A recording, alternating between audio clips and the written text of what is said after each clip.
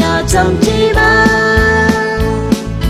ta đi đi kim nê li ước quy lại hôm ta vai và vì bùi thế lệ bi nhà yang ta sinh ông ba để cho năm đi ba lê dùng nhiều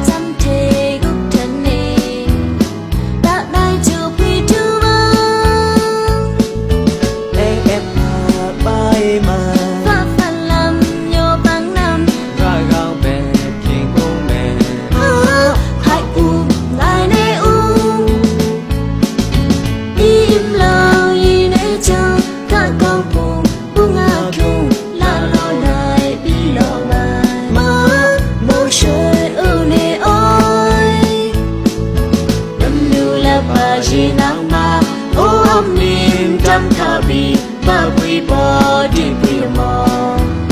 sao sẽ ya chăm chỉ ba ta đi đi kim nê li ước quy lại hôm ta vai và vì bùi thế lệ bi nhà yang ta sinh ông ba